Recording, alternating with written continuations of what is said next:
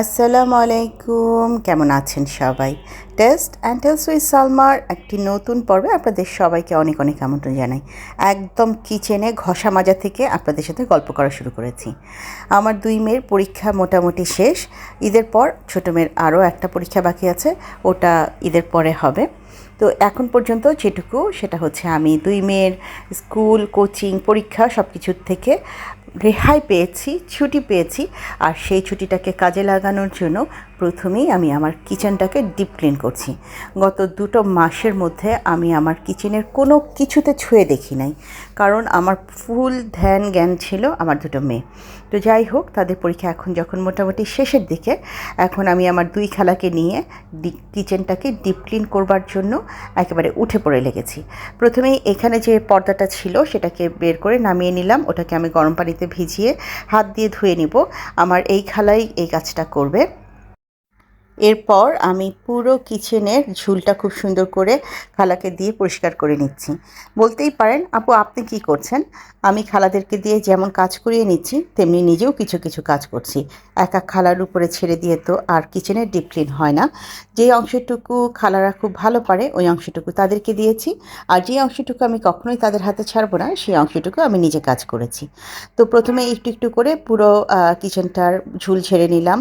একটা সাইডের জানলা ঝাড়া হয়ে গেছে, এখন এই সরাসরি যে জানলাটা, এটাকেও পরিষ্কার করে ঝেড়ে খালা এসে মুছে দিচ্ছে, সমস্ত গ্রিলগুলোকে মুছে পরিষ্কার করে দিচ্ছে। আসলে কিচেন হচ্ছে এমন একটা জায়গা, এটা যদি আপনি রেগুলার পরিষ্কার না করেন, অল্পতেই একটা আঠা আঠা ভাব চলে আসে।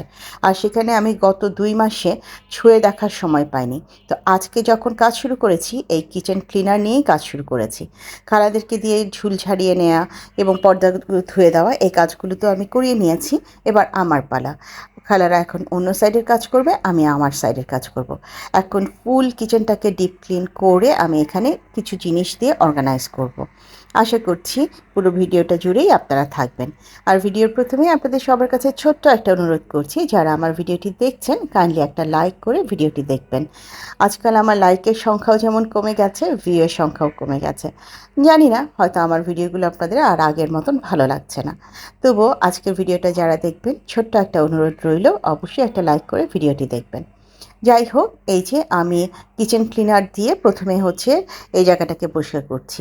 এখানে আগে আমি একটা রূপালি রঙের কাগজের মতন এটা লাগিয়ে নিয়েছিলাম, আঠা ছিল ওটার। তো ওটাকে আজকে তুলে ফেলে দিয়ে এই জায়গাটাকে আগে পরিষ্কার করে নিচ্ছি।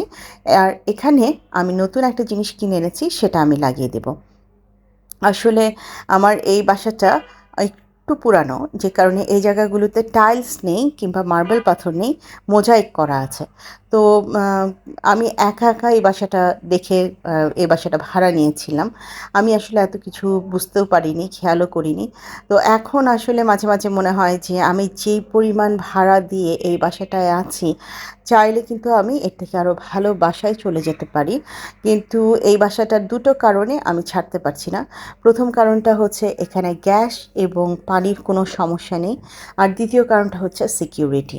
এই 2টো কারণে আমি বাসাটাকে ছেড়ে চলে যেতে পারছি না।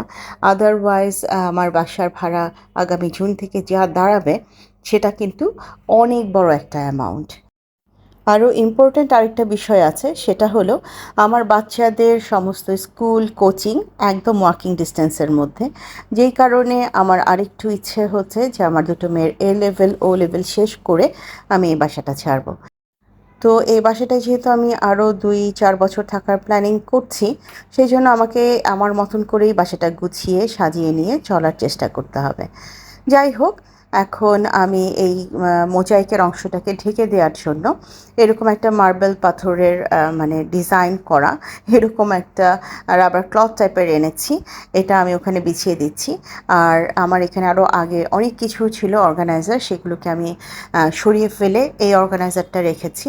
এখানে ধীরে ধীরে কিছু জিনিস রাখবো। প্রথমেই এই ফ্রেশ প্ল্যান্টটা রাখছি। আমার খুব শখ ছিল আমি এভাবে একটু মানি প্ল্যান্ট দিয়ে আমার কিচেনটা গোছাবো। আমার আসলে মানে আর্টিফিশিয়ালের চাইতে ফ্রেশ প্ল্যান্ট বেশি পছন্দ। তো সেই জন্যই ওখানে এইভাবে রাখলাম।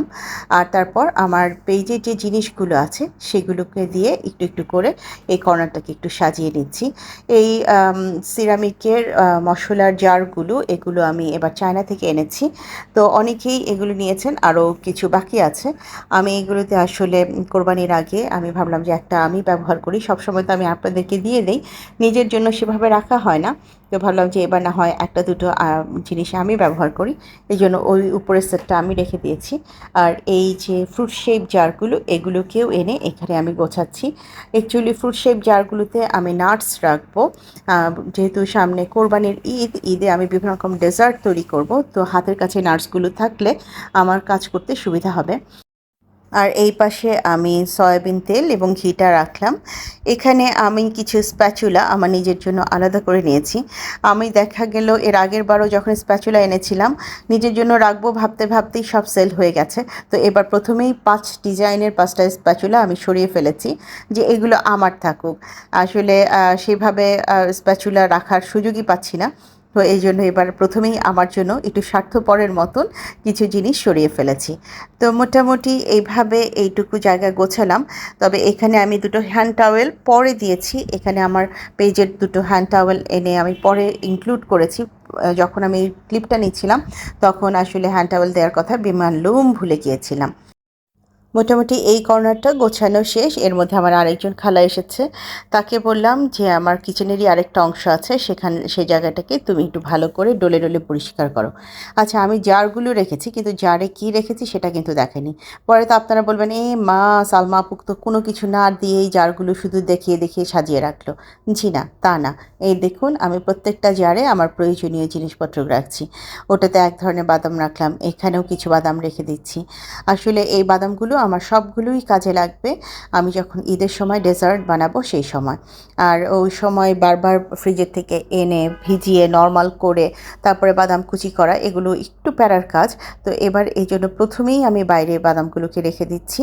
আর এটার মধ্যে আমি একটু কিশমিশ রেখে দিলাম, যাতে আমি ডেজার্টের উপরে দিতে পারি। এবারে ঈদে না আমি আসলে আমার নিজের বাসায় থাকবো। বাবার বাড়িতেও মনে হয় যাওয়া হবে না, শ্বশুর বাড়িতেও না। কারণ আমার ছোটো মেয়েটা যেহেতু পরীক্ষা ঈদের ঠিক 2 দিন পর, তো সেই জন্য আমি আমার বাসাতেই থাকবো। মেয়েটা পড়াশোনার বিষয় আছে। তো আমি চিন্তা করেছি যা করব নিজের পরিবারের জন্যই। তবে আমার হাজব্যান্ড হয়তো আমার শাশুড়ির সাথে ঈদ করতে ঈদের আগের দিন চলে যাবে, ঈদের দিন চলে আসবে। যাই হোক, আমি আমার মতন করেই চেষ্টা করব বাচ্চাদেরকে নিয়ে ঈদ করার। আচ্ছা, যে এলাচগুলো এখানে রাখলাম, আপনাদেরকে একটা প্যাকেট দেখালাম। ওই এলাচগুলো এসেছে আসলে গত বছর আমার বোন হজে গিয়েছিল, সেই সময় ও আমাকে বলেছিল কি আনবো। আমি বলেছিলাম এলাচ এনে দিও। আলহামদুলিল্লাহ গত 1 বছর ধরে ওর আনা এই এলাচগুলো দিয়েই আমার চলছে।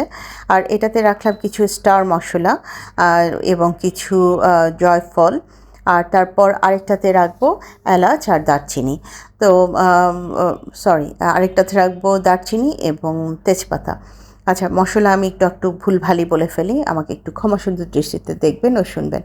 এই যে এই দারচিনিগুলো, এগুলো আবার আমার হাজব্যান্ড এনেছিল, প্রচুর পরিমাণে এনেছিল, তো সেগুলো রয়ে গেছে। তো সেই দারচিনিটাই আমি ব্যবহার করে যাচ্ছি লম্বা সময়। তো এই দারচিনি এবং তেজপাতা এই পাশেরটায় রাখছি। আসলে এই প্রত্যেকটা মশলাই কোরবানি ঈদে রান্নার সময় আমার লাগবে। এগুলোকে যদি আমি গুছিয়ে হাতের কাছে রাখি তাহলে আমার দৌড়াদৌড়িটা, কষ্টটা অনেকটা কমে যাবে। আর যেহেতু আমার খালারা সেভাবে থাকবে না, আমি নিজের হাতে সমস্ত কাজ করব, সেই জন্য এই ধরনের ডেকোরেশন পিস দিয়ে সাজানোর সাহস পাচ্ছি। তা না হলে আমার খালারা যদি কাজ করতো, আমি জীবনেও এখানে এইভাবে ডেকোরেশন পিস দিয়ে সাজানোর সাহস করতাম না। এই যে আমার আরেকজন খালা চলে এসেছে, তাকে আমি বলেছিলাম যে এই জায়গাটায় একটু হারপিক এবং ব্লিচিং পাউডার দিয়ে রাখো। এই কলটা থেকে 1 ফোঁটা 2 ফোঁটা করে সবসময় পানি পড়ে এবং এই জায়গাটা একদম লালচে হয়ে গেছে। এই জায়গাটা আমার কোনো কাজে লাগে না, আমি কোনো কিছু এখানে কাটাকুটিও করি না কিংবা থালা বাসনও মাজি না। তবুও এই পানির কারণে এই জায়গাটা একদম নোংরা হয়ে গেছে। খালাকে দিয়ে কিছুটা পরিষ্কার করালাম, করিয়ে এখন আমি কিচেনের অন্য পাশটা গোছাতে চলে এসেছি। আমি যখন সকালে কিচেন ডিপ ক্লিনের কাজ শুরু করেছি তখন অনেক রোদ ছিল, গরম ছিল। আর এখন এই পর্যায়ে যখন কাজ করছি তখন কিন্তু বাইরে মুষলধারে বৃষ্টি হচ্ছে, মোটামুটি ওয়েদারটা ঠান্ডা হয়ে গেছে এবং একটা পর্যায়ে কিন্তু আমার কারেন্টও চলে গিয়েছে। তো যেই কারণে কিছু কিছু অংশ একদম কালো লাগবে, মনে হবে যে এত অন্ধকার অন্ধকার লাগছে কেন। আমার পক্ষে আসলে যতটুকু সম্ভব হয়েছে আমি লাইট দিয়ে কভার করার চেষ্টা করেছি। বাকিটা আপনার ক্ষমা সুন্দর দৃষ্টিতে কাইন্ডলি দেখবেন। আর সব সময়ই আমি ভয়েস দিতে গেলে আপনারা আশেপাশে থেকে হর্নের শব্দ পান, হাউকাউর শব্দ পান। যেহেতু আমার বাসার ঠিক পাশে একটা বড় মাঠ আছে যেখানে বাচ্চারা অলওয়েজ খেলাধুলা করে এবং আমার বাসাটা একটা রোডের উপরে, সেজন্য এই জিনিসগুলো সবসময় থাকে। তো সেই জন্য আপনাদের কাছে ক্ষমা চেয়ে নিচ্ছি, কষ্ট করে হলেও ব্যাপারগুলোকে ইগনোর করবেন। তো এদিকে আমি দুটো সাইডেই আমি আবারও স্প্রে করে নিয়ে মুছে নিলাম। নিয়ে আবারও যে বাকি অংশটুকু আছে, আমি যে ক্লথটা এনেছি মোজাইকের ডিজাইনের, সেই ক্লথটার মোজাইক বলছি, মার্বেলের ডিজাইনের যে ক্লথটা এনেছি সেই ক্লথটার বাকি অংশ এদিকেও বিছিয়ে দিচ্ছি। চেষ্টা করছি যতটুকু সম্ভব পুরোটাকে কভার করে ফেলার। তো এবার একটা একটা করে জিনিসপত্র আমি এদিকে রাখা শুরু করেছি। প্রথমে আমি এই জারগুলোতে একটাতে আমি রেখেছি একটু চিড়া, আরেকটাতে আছে সুজি এবং এটাতে একটু পাস্তা রাখবো। আমার মেয়েরা প্রত্যেক দিন রাতে হয় নুডলস খাবে, নয় পাস্তা খাবে, নইলে ব্রেড স্যান্ডউইচ করে খাবে, ব্রেড চিজ খাবে। তো ওরা কখনোই রাতে ডিনারে ভাত খেতে পছন্দ করে না। তো ওদের জন্যই আমার এই জিনিসগুলোকে অলওয়েজ গুছিয়ে রাখতে হয় হাতের কাছে। আর এছাড়াও এখন যেহেতু ফ্রুটসের টাইম, আমার বড় মেয়ে দেখলাম একটা খাবার এনজয় করছে, সেটা হচ্ছে দুধ, চিড়া, আম, কলা এগুলো। তো যাই হোক, আমি এগুলোকে সব হাতের কাছে রেখেছি যাতে ওরা চাওয়া মাত্র যখনই যেটা ওদের দরকার হবে ওরা যেন নিয়ে নিতে পারে। আমি একটু একটু করে আমার মেয়েদেরকে কিচেনে এনে কাজ করানো শেখানোর চেষ্টা করছি। আসলে আমি চাই ওরা নিজেরা সেলফ সাফিসিয়েন্ট হোক। তা না হলে হঠাৎ করে যখন দেশের বাইরে পড়তে চলে যাবে, কিংবা দেশের বাইরে না থাকুক, নিজের প্রয়োজনে যদি দেশেও পড়ে, অন্য কোথাও থাকে, ও যেন ওর কাজটুকু প্রপারলি করে নিতে পারে।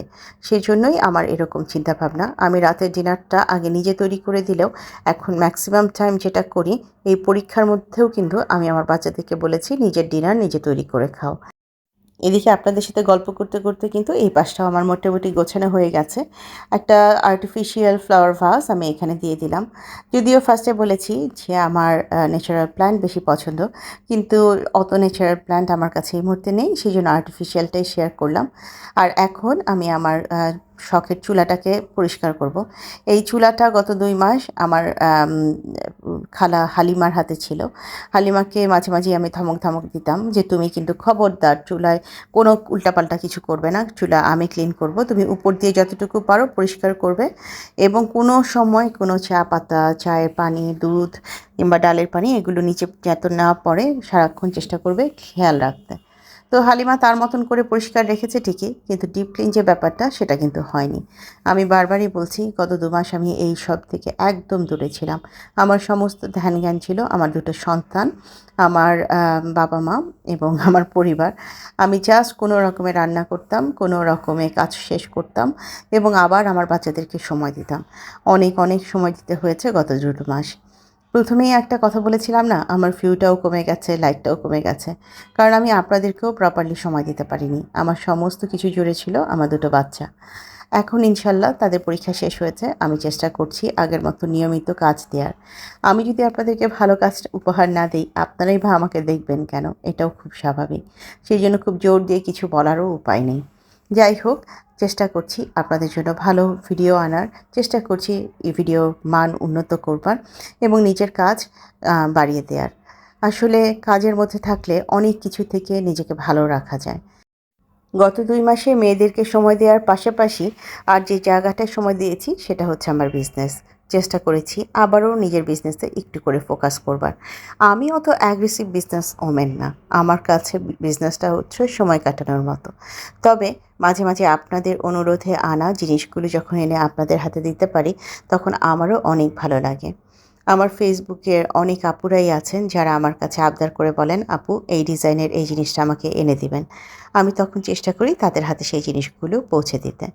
আর সেই সাথে আপনাদের তো কিছু দাবি দেওয়া আবদার থাকেই, সালমা আপু এটা দেন ওটা দেন। আজকে বিজনেস নিয়ে কথা বলতে গিয়ে একটা কথা একটু ক্লিয়ার করি। আমার কাছে অনেকের পেজ থেকে স্ক্রিনশট আসে, আপু এটা এনে দেন, ওটা এনে দেন। আমি ডাইরেক্ট বলে দিই, এটা আপনি যেই পেজ থেকে এনেছেন সেই পেজেই পাবেন, ওখানেই যান। আমাকে বললেও আমি এটা এনে দেব না। এটা যিনি এনেছে আপনি তার কাছ থেকেই নেবেন। এই কথাটা বলার পেছনের কারণটা হচ্ছে, আমি কখনোই চাই না অন্যের জিনিসকে ইনবক্সে অগোচরে বিক্রি করে দেওয়ার। আমার কাছে যা আছে আপনারা কাইন্ডলি আমার কাছে সেটাই নেবেন, সেটাই চাইবেন।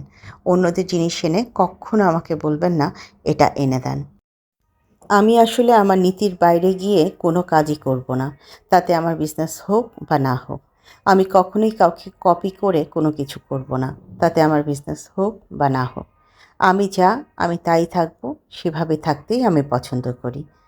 আর আমার এই স্বচ্ছতা এবং আমার এই অল্পতে খুশি হওয়ার কারণেই আল্লাহ হয়তো আমাকে সাহায্য করছে একটু একটু করে এগিয়ে যেতে।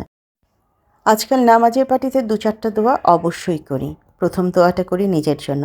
আল্লাহ মৃত্যুর আগে যেন আমি সবাইকে ক্ষমা করে দিয়ে চলে যেতে পারি। কারো উপরে কোনো দাবি দাওয়া না থাকে, কারো উপর কোনো মান অভিমান না থাকে। কোনো কারণে যদি আমি কোনো জায়গায় কষ্টও পাই, তারপরেও যেন আমি ক্ষমা করে দিয়ে চলে যেতে পারি। আর যদি না পারি, সে অংশটা তোমার জন্য রয়ে গেল। সেটা তুমি জানো তোমার বান্দার উপর কিভাবে এসেছে, কেন এসেছে, কি করে এসেছে, সেটার দায়িত্ব তোমার। দ্বিতীয় যে দোয়াটা করি সেটা হলো, আমাকে যারা অপছন্দ করে, যারা আমাকে ভুল বুঝেছে, যারা আমার কোনো কারণে কষ্ট পেয়েছে, আল্লাহ তাদের কাছে আমার এই ক্ষমার বার্তা পৌঁছে দাও। তাদের জন্য দোয়া করি যাতে তারা তাদের জায়গায় ভালো থাকে।